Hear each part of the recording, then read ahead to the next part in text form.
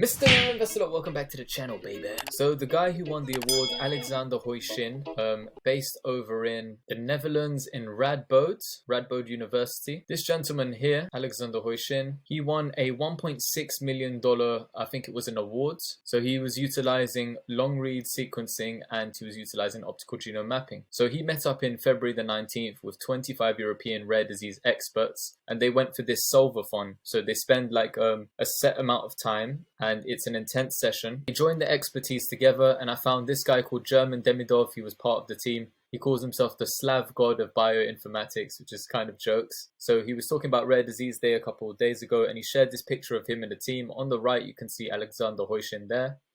And he stated that they shared this picture from the last solvathon. Solve, which means to find a diagnosis for an undiagnosed rare disease. Patient plus hackathon makes solvathon. So it's organized by Solve RD at Radboud UMC in the Netherlands. So for 3 days they worked with long read sequencing, which was a part of PacBio's data, and optical genome mapping, which is bionanogenomics, and they were able to diagnose or finalize the diagnosis or find a very good candidate for a further follow-up for 12 patients. They've changed 12 patients' lives and they worked together as a team of 25 for 3 days solid. So it was his fourth solvathon. The last one within the Solve RD project will be in several days in Barcelona.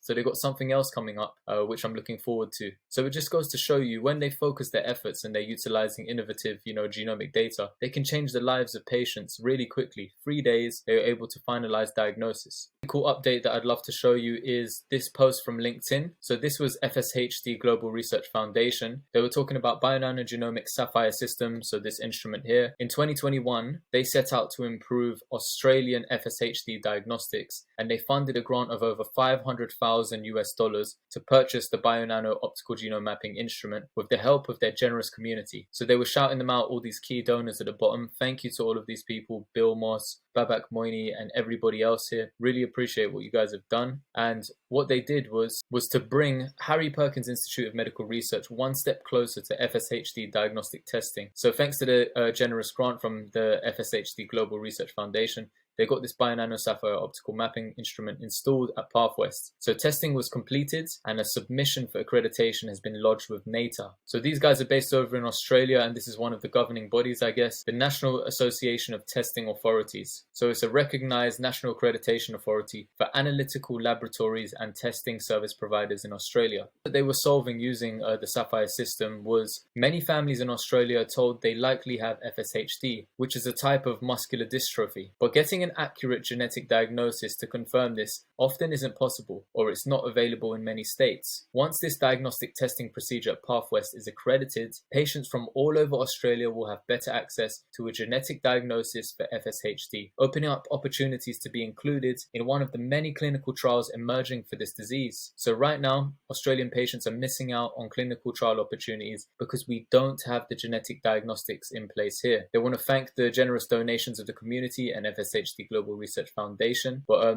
as you can see here, they were showing a picture of Dr. Harmony Clayton, funded by the grants, loading the first FSHD sample onto the BioNano Sapphire instrument. It's amazing news. This is one genetic disease, but imagine this is paving the way for plenty more. So I don't know what they're looking at in terms of treatment. Maybe they could be looking at, working their way with workflows and diagnostics and the help later on, but also there might be pharmaceutical companies here that are working on gene therapy for FSHD. And if that happens, if they can see that the bionanogenomics optical genome mapping system, either the Sapphire or the Stratus, whatever research they're doing, if it's that key and it's that important to diagnosis and also looking at structural variants and looking at certain treatments, pharmaceutical companies will be interested in these kinds of machines. Namely, one of them that is currently working with the Sapphire system at the moment is AstraZeneca. They were looking at is cell and gene therapy. So Dr. Samaya, AstraZeneca, applications of optical genome mapping and gene therapy, you can see there, was one of the speakers on January 25th, 2024 at the Bionanogenomics Symposium. So this was another short video. I hope you found it valuable, useful and entertaining. Please hit me with a thumbs up if you liked it, and I'll continue to find more information as they come out for bionanogenomics and optical genome mapping. Please remember, none of it's financial advice, is for entertainment only.